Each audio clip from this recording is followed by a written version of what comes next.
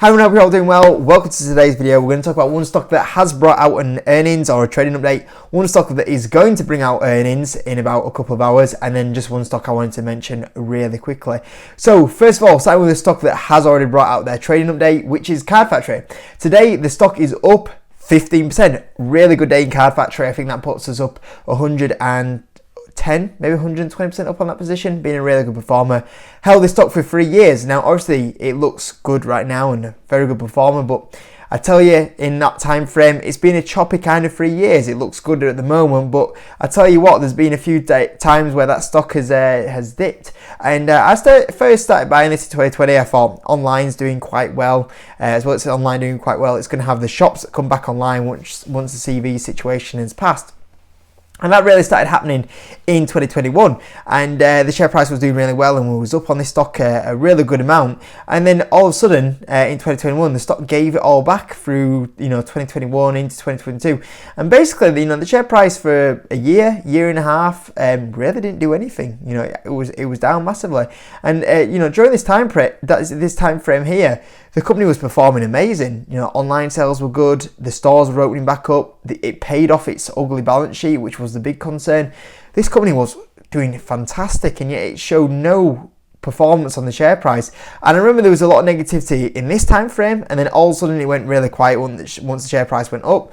Once it went down again, everyone kind of came out going, Card Factory is a dead business and everything like that, and actually not looking at the financial performance, and it was doing very well.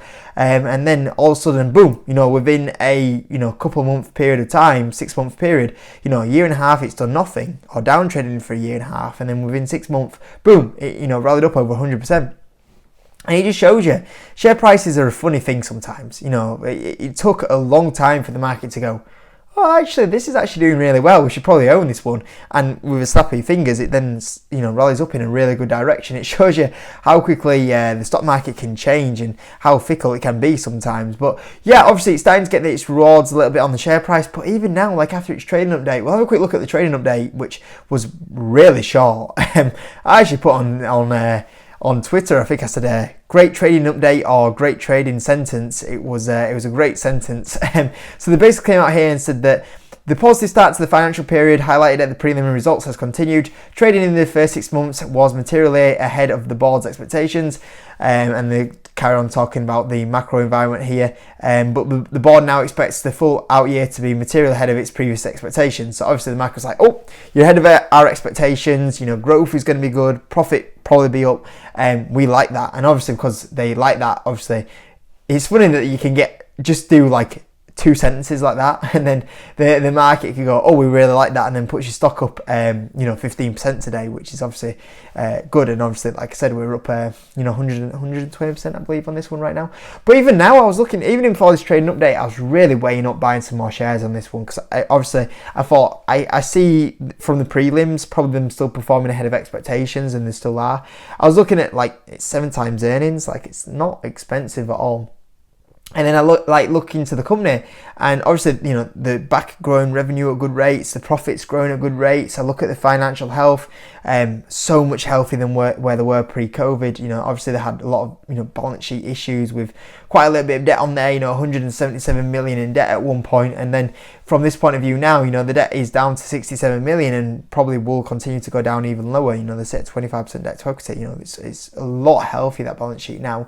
And obviously it's not forcing itself to pay out that crazy dividend. Beforehand, if it was at these sort of levels previously, it's paying out a 13% yield. That's crazy, that dividend it was paying out. And even before they cut it in 2019, it would have been even a lot higher. So obviously, it was a crazy yield. And obviously now the thing is that the company's doing very well financially, profit wise, revenue wise. The balance sheet strengthened, and we should go back to a dividend next year of 3%, and then potentially we could even see a 5% dividend yield. So I only have to kind of wait a year and a half-ish. I get a 5% dividend yield, and also I think I've got a really good performing stock here. And you look at, once again, insider ownership. Well, no wonder the CEO was picking up shares in June time only really realistically 2 months ago, and he was willing to put in around about 78k worth of shares in there. You got to look at that and go, well, if the CEO was buying in June, it's because he was seeing something, and the thing that we were seeing is this trading date up here that was obviously sent the shares up a lot, but realistically, he still bought at 91p, and you look at today, I mean, it's only 10p really higher than, or 11p higher than where he bought there, so it's still not like crazy run up since then, which is obviously exciting. I think Card Factory realistically is very much on a path to £1.50, and we could even see £2 in Card Factory in the next 5 years for sure. So obviously that's really good. Tonight, Hims and Hers, they are reporting earnings. Now, obviously, the weakness has been real. Since they brought out the last earnings, which were fabulous, the stock is down, which is crazy. The stock is down 34% since its last earnings, even though it was really good.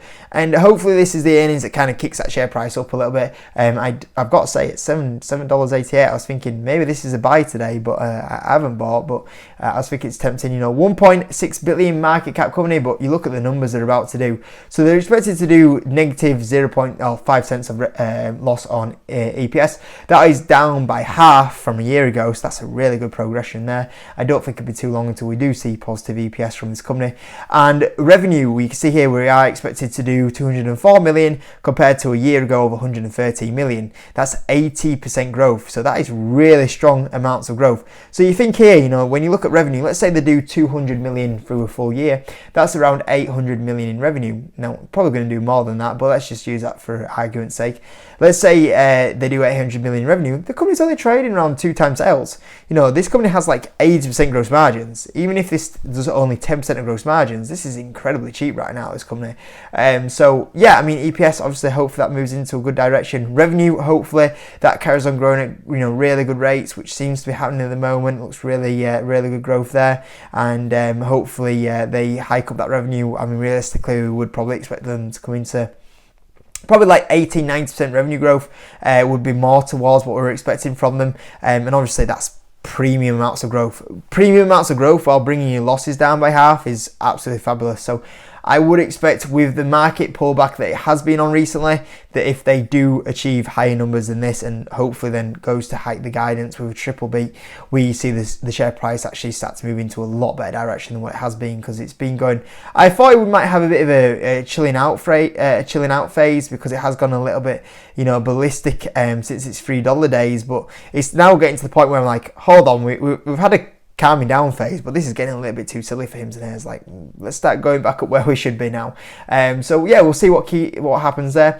And the last one I wanted to say is PayPal. So really briefly, I talked about PayPal, but since I talked about PayPal, since its earnings, it didn't only just drop 7%. The stock has now dropped. It was actually down like 17%, but it's having an okay day today.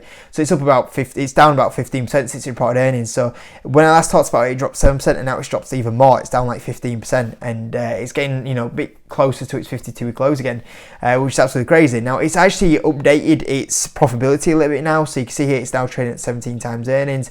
Not that it's a major difference on the Google side of it. It's just that a lot of times people stared at it and it was like 34 times earnings. Like, that's well expensive.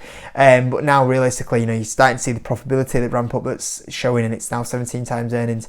And then give it another couple of months, and that PE ratio will actually drop down to, I believe it's a 14 times earnings it'll drop down to in the next couple of months. So that's obviously incredibly low for PayPal, for a company that is growing at 8%, and if you listen to the earnings call, I think it was something like in July they're seeing I think it was 9% growth in July, 9% growth, 5 billion buybacks, profitability ramping up, 17 times earnings, 14 times on a forward basis. I think this is really attractive for PayPal. And I said this on Patreon earlier when I did my post on what stocks I'm buying this week. And you can see that by joining the Patreon with a link in the description. And I was posting on there, and I was saying PayPal for me has now got to the point where I can now buy a mega blue chip company at 17 times earnings, probably like 14 forward times earnings, growing 8-9% a year, while doing 5 billion shares buyback,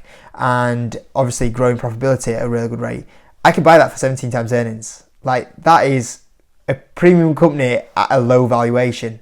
I like that. And for me right now, PayPal at $63 is I need to buy that. it's my mission now to make PayPal 100% a like number one position in my portfolio.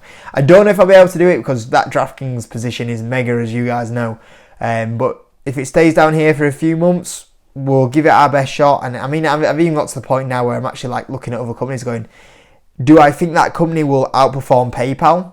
And if it isn't going to outperform PayPal in the next 5 years, well, shouldn't I sell it and then buy PayPal and, you know, get the rewards from PayPal? You know, I'm looking at a lot of companies in my portfolio like that now, thinking, will that stock outperform PayPal? And if not, in the next 5 years, am I best off selling this stock and then buying more PayPal at the moment and loading them shares up at $63? So yeah, it's kind of a mission of mine at the moment to get this to a lot bigger position. So we'll see how we do anyway. So that's the video for today, guys. I'm going to keep it short and sweet because I am mega busy with work anyway, and I've got a lot of exclusive content to do on Patreon as well with the earnings season that's going on. So I'll leave it there, guys. Hope you enjoyed it. I'll see you tomorrow for some probably Hims and Hers earnings review, and I'll catch you all in a bit.